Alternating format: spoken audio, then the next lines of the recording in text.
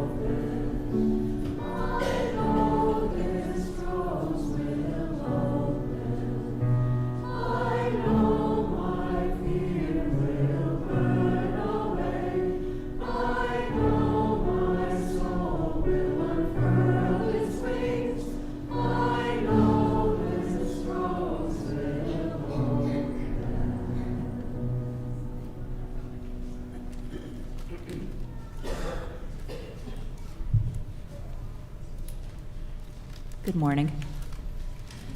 My name is Megan Cody, and I'm a member of this congregation. Kinsley will light our chalice. Please join me in the chalice lighting words found in your order of service.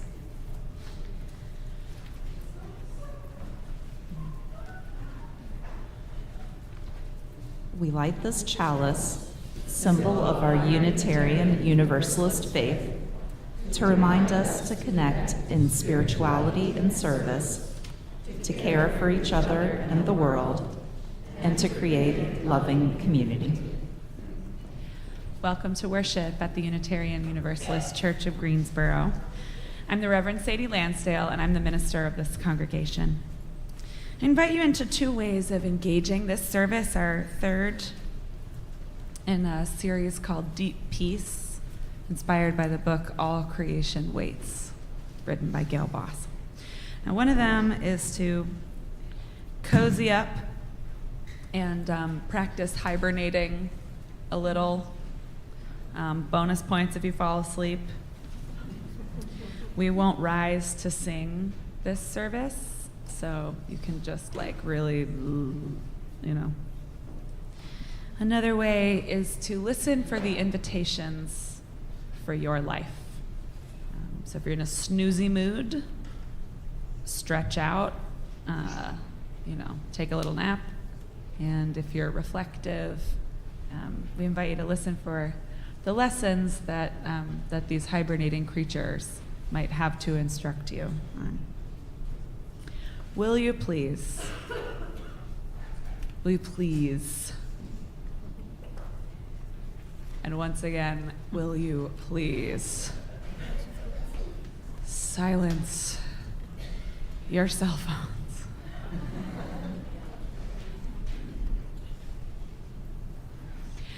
Unitarian Universalists believe that each person has a trustworthy relationship with the Spirit, with the Holy, with the source of all life, with what some call God, though we name it and know it differently from one another.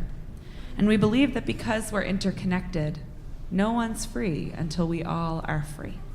So we strive to create beloved community here on earth in our fellowship with one another and in our work for justice. Most of all, we believe that the spiritual dimension of life calls us to the social dimension of it. And so it matters much less what you personally believe and much more how we live together. We are one people of many beliefs, many origins, sexualities, and genders. We are all growing, all learning, and all loved.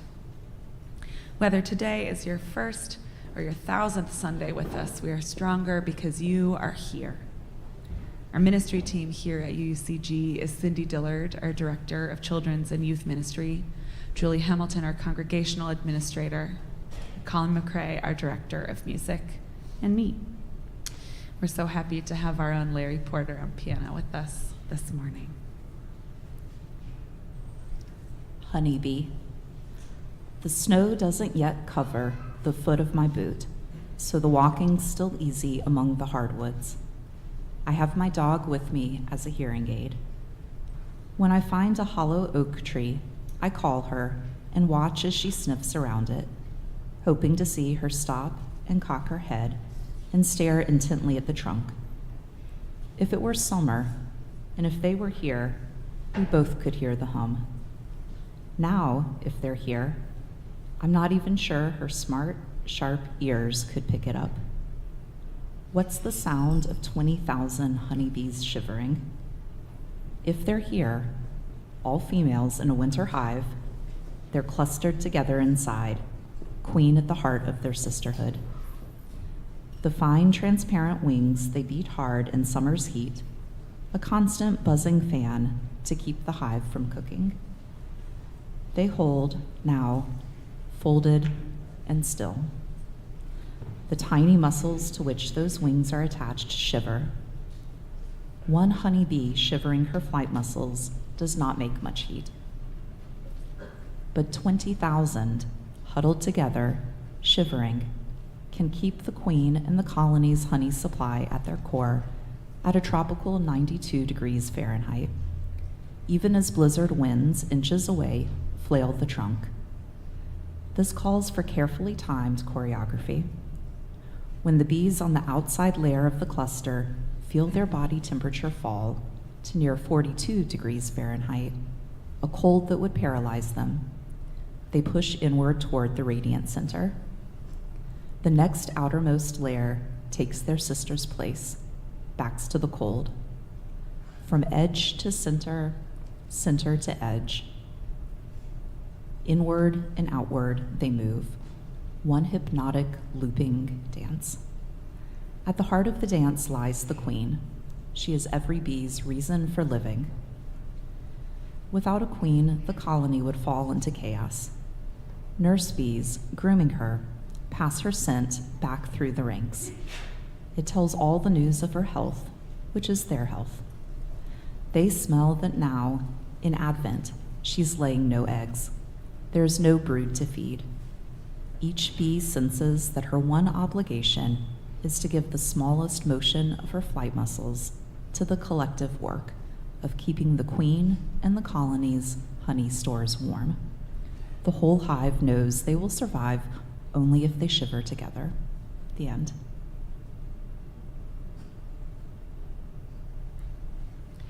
If you also are shivering, may you find the ones near you who are shivering too. May you keep each other warm with the very smallest motions. May you find that it's enough. A covenant holds the promises we make to one another in response to the great gift of living, holding ourselves to these holy aspirations. Will you join me in our church covenant? We, the members of the Unitarian Universalist Church of Greensboro, do covenant to promote a search for personal meaning, respecting the individual truth in a community process of quest. Speak and act with caring, courtesy, and love, thereby maintaining emotional, physical, and spiritual safety for all. Support UUCG and denominational efforts with our resources. Combat injustice while promoting equality. Nurture our children on their spiritual journey. Hold ourselves to this covenant, especially during times of conflict and disagreement. Please stay seated for our hymn, number 1047, Nada te turbe. I'm going to speak the Spanish for us to hear before we sing both verses. Nada te turbe, nada te espante, quien a Dios tiene, nada le falta. Nada te turbe, nada te espante, solo Dios basta.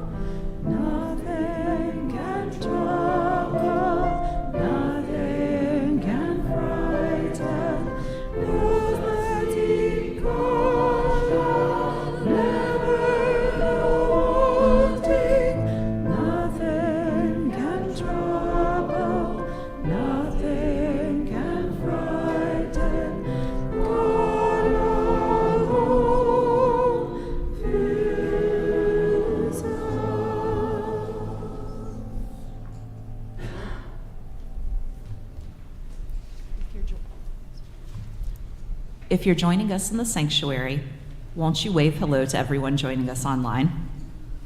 If you're online, go ahead and introduce yourselves in the chat. If you're in person, let's greet our neighbors.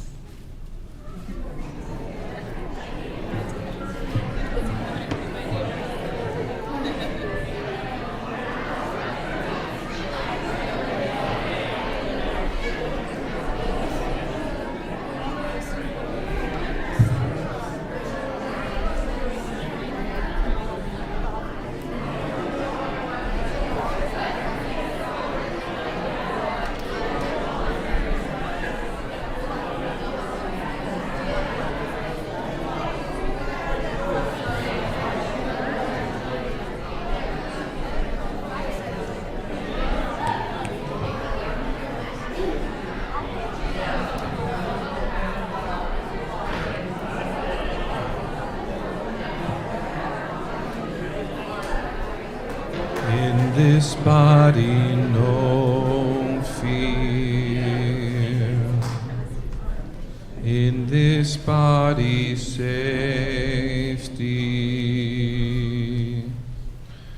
In this body great happiness. In this body deep peace. In this circle. In this circle no fear. In this circle safety. In this circle great happiness. In this circle deep peace. In this city. In this city no fear.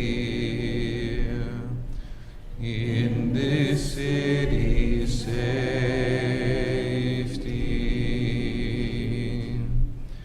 In this city great happiness. In this city deep peace.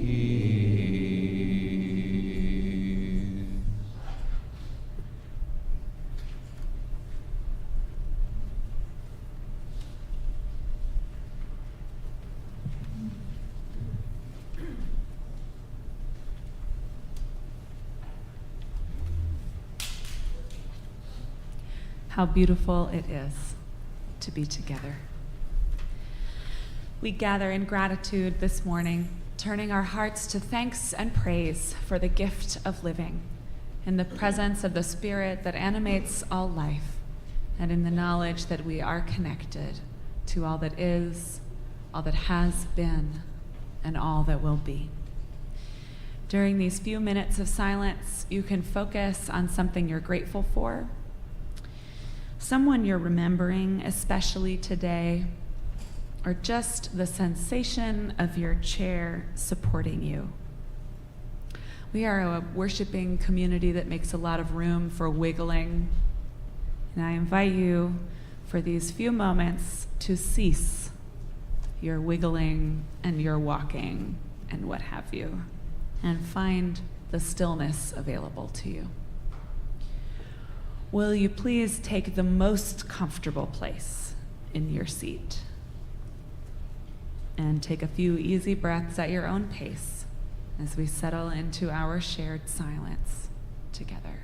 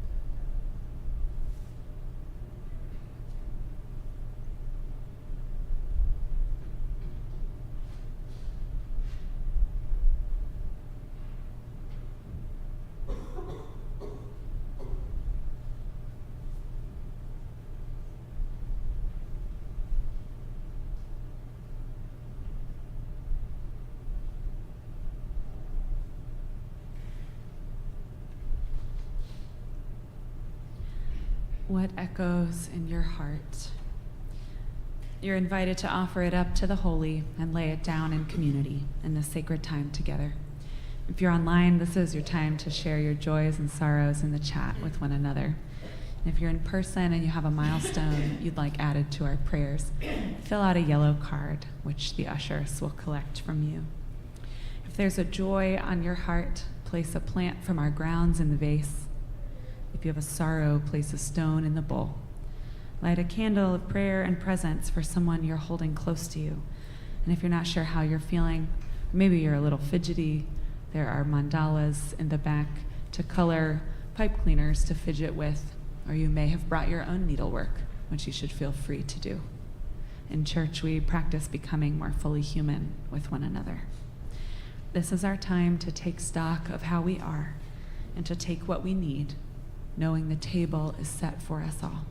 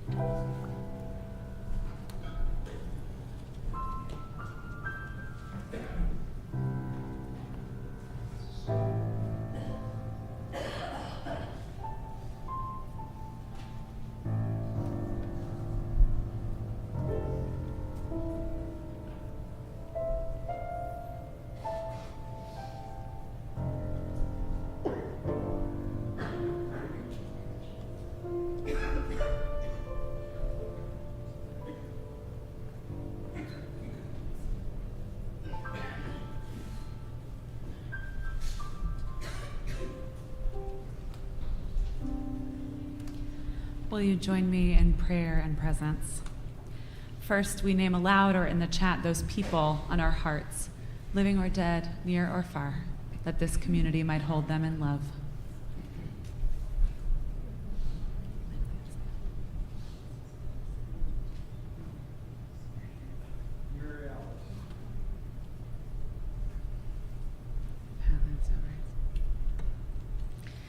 Bathed in silence and song, we offer our joys and sorrows alike, knowing they are woven fine. Tessia says, my coworker Kaylee is facing several challenges with her family's health. Her grandmother, who she's very close to, was just diagnosed with cancer, and all our prayers of compassion are with you and with your friend. John says, my friend Jimmy C. passed Friday morning due to his cancer. I'm sad to lose a friend, but grateful for the friendship we had. And John, our prayers of compassion are with you and with Jimmy and all who loved him.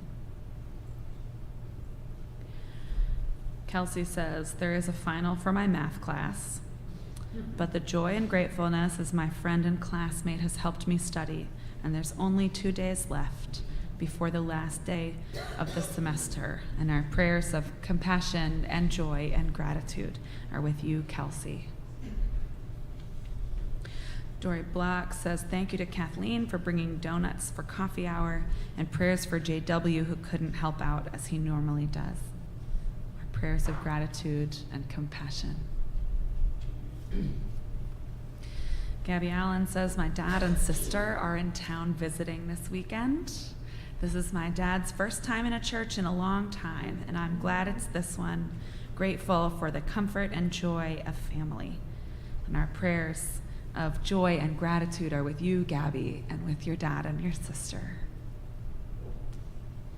Manessa Green says, our family gives thanks for my Granny Green, Seneca's Gigi, as she celebrates her 68th birthday. Is it Gigi? Oh my God, 86. Wait a minute, are we Gigi or Gigi? Okay, we're Gigi, as she celebrates her 86th birthday this week. Our prayers of joy and gratitude are with you, Manessa, and with your family, and with your grandmother.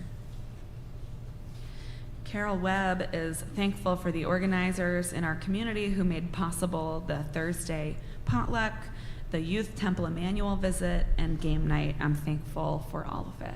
And our prayers of joy and gratitude are with you, Carol, and with the flourishing of our community, even in this time. Nora Bird is celebrating 6 years of Weight Watchers, 100 pounds gone and so much healthier. Nora, we celebrate with you. All our prayers of joy and gratitude are with you for your health and for your joy. Susan Andrietta says, I am now a new member of this congregation. And all of our prayers of joy and gratitude are with you, Susan, for your presence in this community and all that you bring.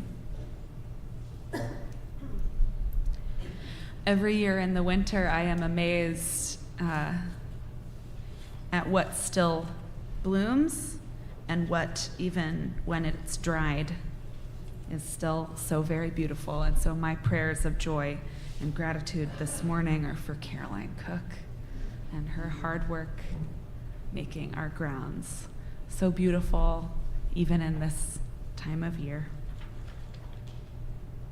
Spirit of life, God of many names and no name at all, source of everything. Our prayer this morning is a solstice blessing from Jan Richardson, offered a few days early so it can really sink into your life by Saturday, the 21st. All throughout these months, as the shadows have lengthened, this blessing has been gathering itself, making ready, preparing for this night. It has practiced walking in the dark, traveling with its eyes closed, feeling its way by memory, by touch, by the pull of the moon, even as it wanes. So believe me when I tell you this blessing will reach you even if you have not light enough to read it. It will find you even though you cannot see it coming. You will know the moment of its arriving by your release of the breath you have held for so long. A loosening of the clenching in your hands, of the clutch around your heart, a thinning of the darkness that had drawn itself around you. This blessing does not mean to take the night away, but it knows its hidden roads, knows the resting spots along the path, knows what it means to travel in the company of a friend. So when this blessing comes, take its hand, get up, set out on the road you cannot see. This is the night when you can trust that any direction you go, you will be walking toward the dawn. We ask these things for ourselves, for those we love, and for those we do not yet love. Amen. In this body no fear, in this body safety, in this body great happiness, in this body deep peace, in this country. In this country no fear, in this country safety,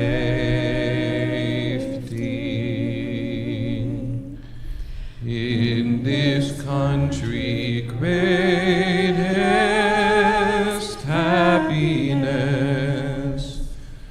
in this country deep peace, in this world, in this world no fear, in this world safety,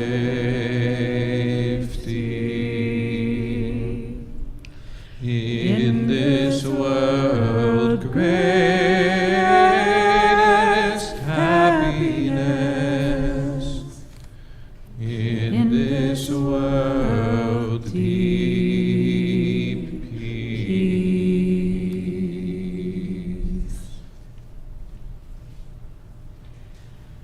As sneaky as the sneakiest foxes, our children are invited to sneak to the religious exploration wing for snack and community building through play, followed by RE at 11. That's not sneaky enough. Sneakier. So sneaky. That's very sneaky. Go in peace, go in love, go in joy. Go in peace, go in peace. Very sneaky. Amen, amen. Go in love, go in love, go in love. Amen, amen. Go in joy, go in joy, go in joy. Amen, amen.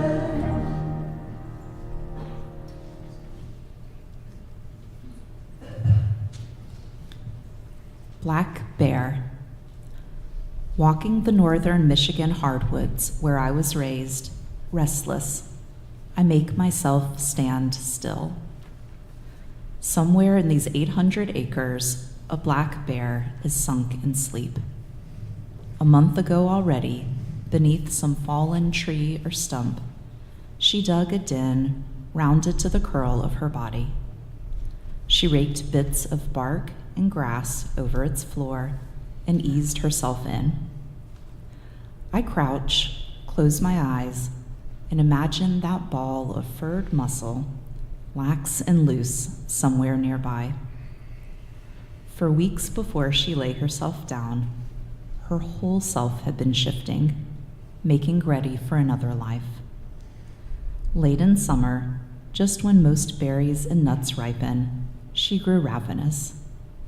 7-8 hours a day, she camped in raspberry, blackberry, gooseberry, and huckleberry patches, pawing and licking fruit into her mouth.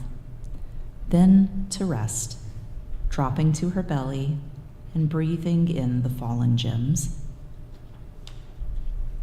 Cloyed of sweet, she sniffed out savory: jewelweed, swamp thistle, cattail, and saxifrage, snacking on yellow jackets, ants, and beetle larvae along the way, finishing the day in a grove of beech nuts or hazelnuts or hickory nuts, tripling, even quadrupling her usual day's calorie intake.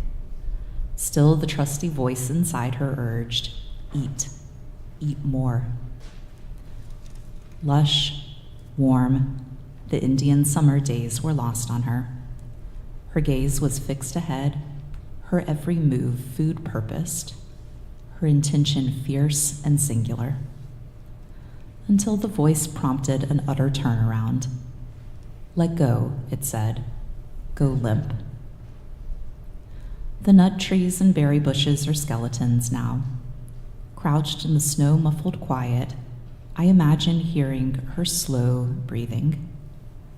I imagine smelling slow burning bare, the fat she made from all those nuts, berries, bugs, and plants, melting and fueling her sleep. She is shrinking, except in the den deep inside her body. There she is multiplying, balls of cells swelling into new forms of her. Maybe she dreams of the life growing inside her. Did she foresee it all when she ate and grew, ate and grew? Did she perceive it when she lay down? Whatever hints or none she had of its purpose, she knew absolutely a compelling urge. She obeyed that urge, and now, in its own time, while she sleeps, it takes shape. 2 shapes. About 8 weeks from now, while she still sleeps, the cubs will tumble out of her. 10 ounces each and blind, they'll find her nipples and set straight to nursing. While she sleeps, they'll nurse and grow, their hunger draining her body's stores. In late March, when the air warms, she'll wake slowly. Imagine the moment when, spent and thin, she finds 4 bright eyes looking back at her. There is something in you that the world longs for, and it cannot be rushed. It can only be fed.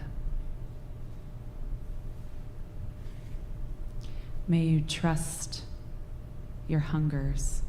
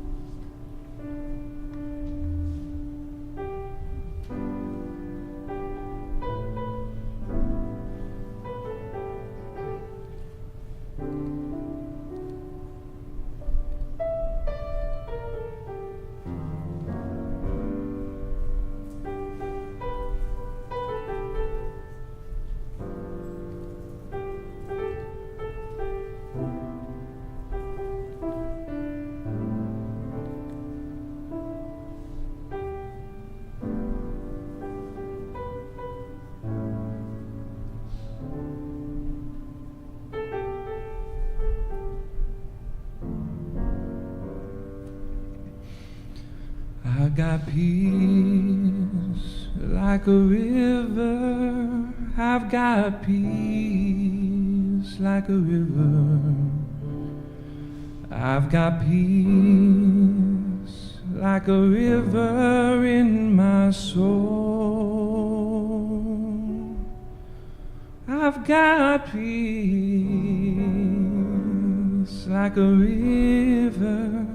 I've got peace like a river. I've got peace like a river.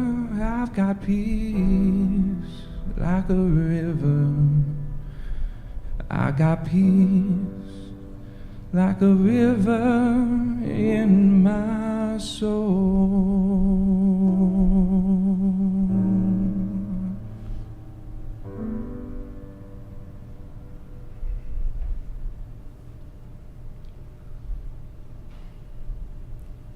Painted Turtle. The day is bright and warm for December 1, but the logs in the marsh pond are bare. Spring to summer they served on sunny days as spa to a dozen or so painted turtles. I would see them basking, splay-legged, stretching their leathery necks out in full length, avid for every luscious atom of sunlight and sun warmth. Out of sight now, they've not escaped the harsher cold that's coming. The water is maybe waist deep in this pond, but a murky soup, clogged with roots and plants. One day in the fall, as air and water cooled, at some precise temperature, an ancient bell sounded in the turtle brain. A signal. Take a deep breath. Each creature slipped off her log and swam for the warmer muck bottom. Stroking her way through the woven walls of plant stems, she found her bottom place. She closed her eyes and dug into the mud. She buried herself. And then, pulled into her shell, encased in darkness, she settled into a deep stillness. Her heart slowed and slowed, almost to stopping. Her body temperature dropped and stopped, just short of freezing. Now, beneath the layer of mud, beneath the weight of frigid water and its skin of ice and skim of snow, everything in her has gone so still she doesn't need to breathe.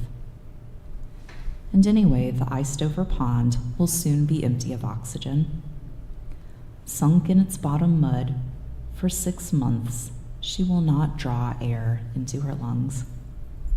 To survive a cold that would kill her, or slow her so that predators would kill her, she slows herself beyond breath, in a place where breath is not possible. And waits. As ice locks in the marsh water and howling squalls batter its reeds and brush, beneath it all she waits. It is her one work, and it is not easy. Oxygen depletion stretches and stresses every particle of her. Lactic acid pools in her bloodstream. Her muscles begin to burn, her heart muscle too, a deadly sign. That acid has to be neutralized, and calcium is the element to do it. Out of her bones, then out of her shell, her body pulls calcium, slowly dissolving her structure, her shape, her strength. But to move to escape, requiring breath in a place where there is no oxygen, that would suffocate her. So though she is dissolving, every stressed particle of her stays focused on the silver bead of utter quietude. It's this radical simplicity that will save her, and deep within it, at the heart of her stillness, something she has no need to name. but something we might call trust. That one day, yes, the world will warm again, and with it, her life.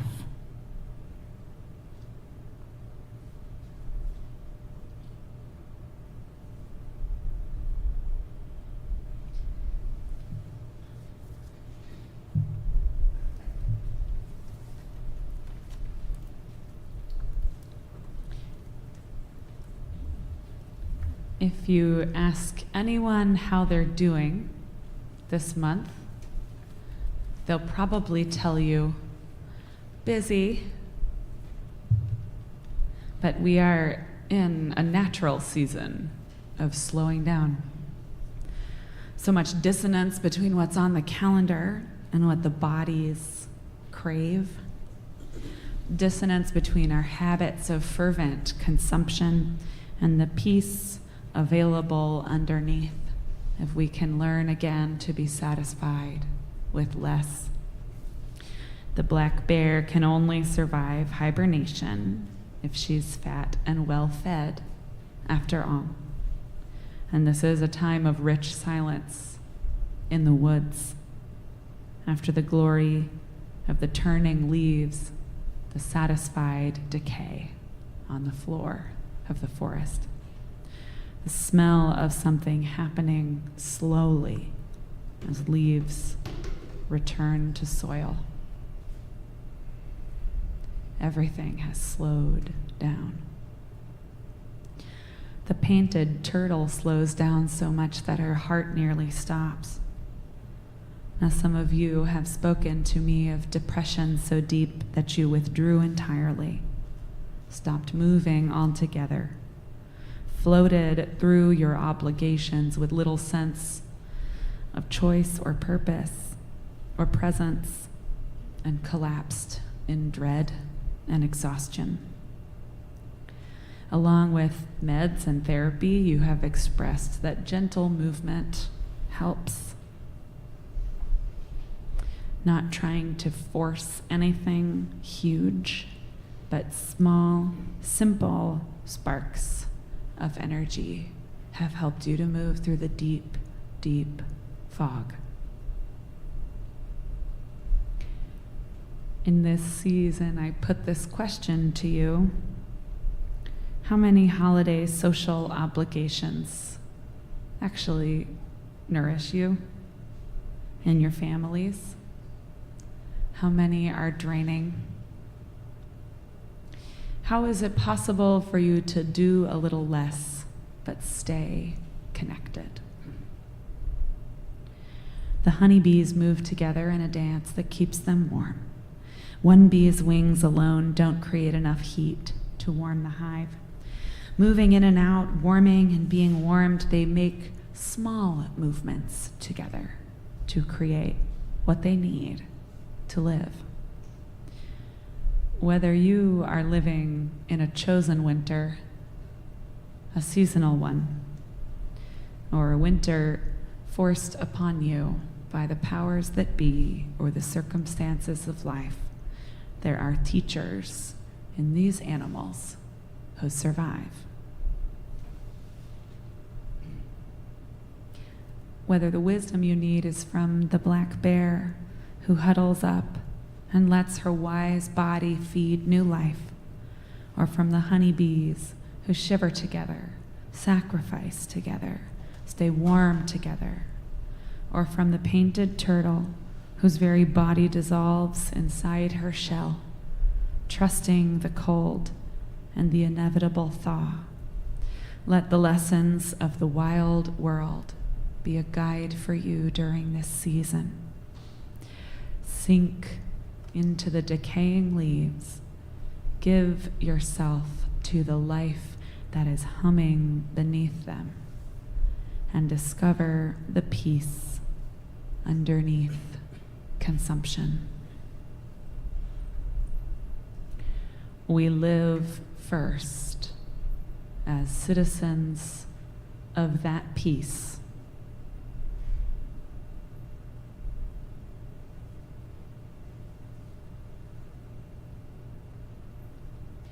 Living in this way fuels our solidarity with one another, with all those whose peace is disturbed, and connects us to the rhythm, the very heartbeat of the natural world, our only home, our truest country.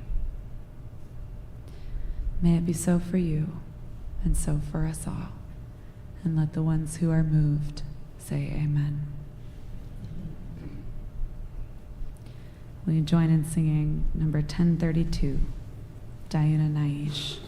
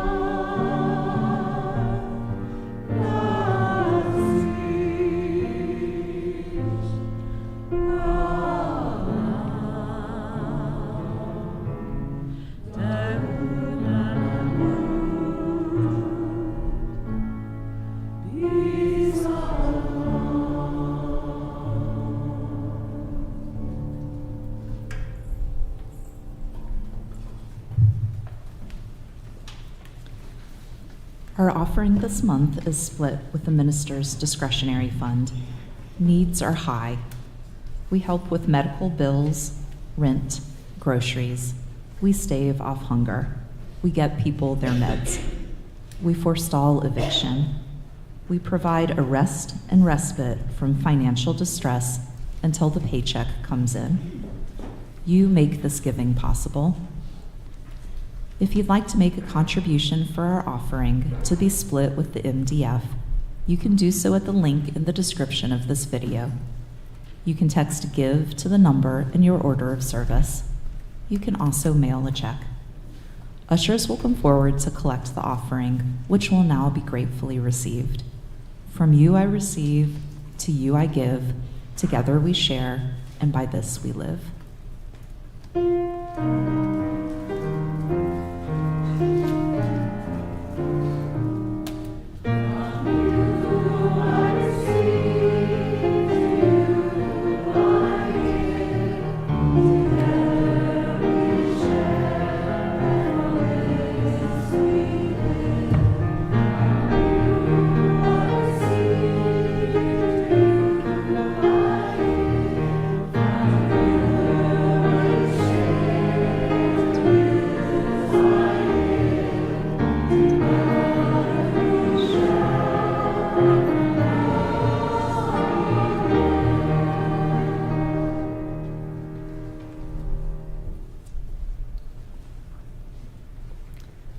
Will you join me in our chalice extinguishing words?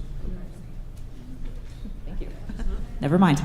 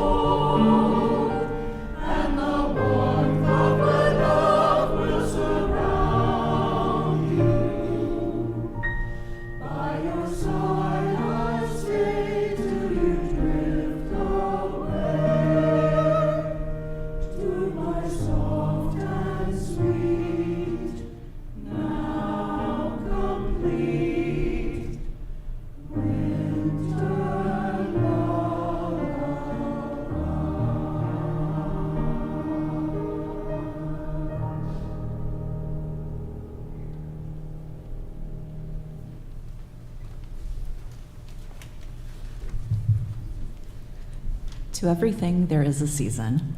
Now is the time for our chalice extinguishing words. Will you join me? We extinguish this flame, but not the light of truth, the warmth of community, or the fire of commitment. These we carry in our hearts until we are together again.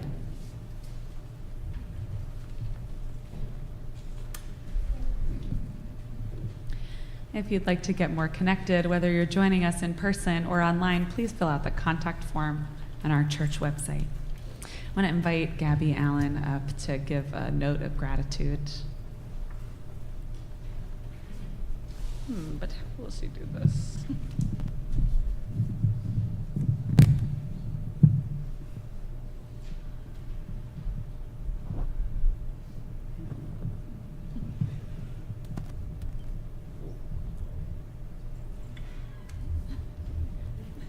Hey everyone.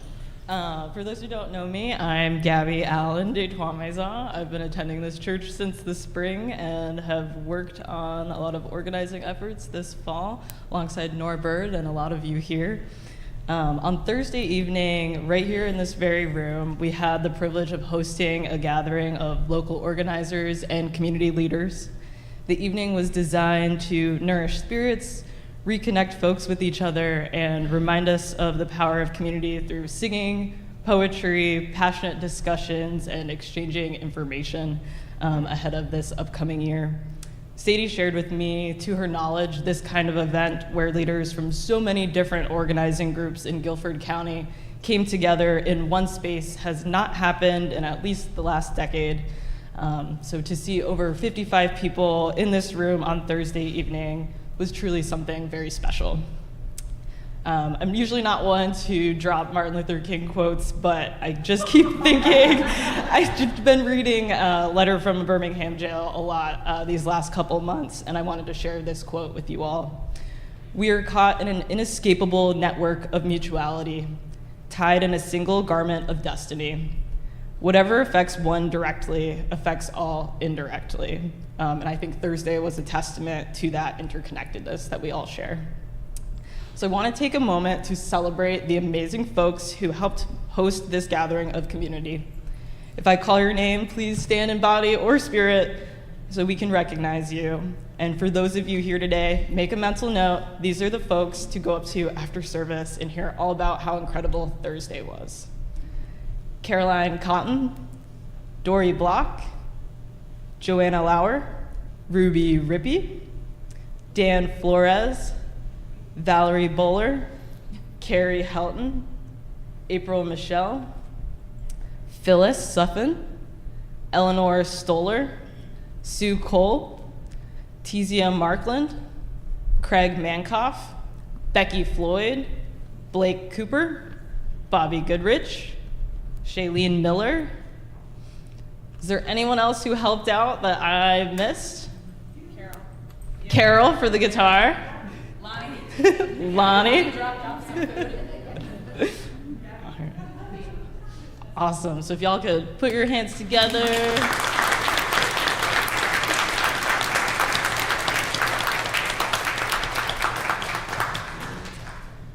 So looking ahead, the next Community Leaders Potluck will be held here at UUCG on Thursday, January 16th. So please keep your eyes open for invitations to host. Thank you all for showing up for each other, for justice, and for our shared community. And let's keep building this together. Congratulations.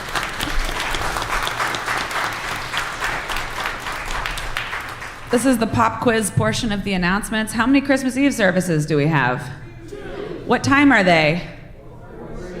What time are they? What time are they? 4 and 6. 4 and 6. The 4 o'clock one is done before what? It's done before dark, so you don't have to drive in the dark. Right, okay. In between, there is a cookie reception. Our Shavanta Keeker has taken on leadership of that, so please get in touch with her so you can support and host as well. Today, our Exploring Membership class will be on religious exploration, led by me and Valerie Bowler in my office. Post-worship reflection will be led by Megan Cody.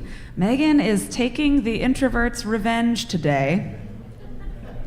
So the reflection will be primarily silence. If you're someone who's really hungry for more silence after today, Megan will make the place for that. If that's not you, then I invite any adults who are not staying for post-worship reflection during our postlude to also leave the sanctuary like little sneaky foxes, so as to protect the silence for those who hunger for it. Draw near to the ones who warm you. Make small motions. Be protected in this way from the frenzy of the calendar. Seek deep peace and find everywhere underneath. Amen, and go in peace. Please stay seated for our benediction hymn, number 1058, Be Ours a Religion. True.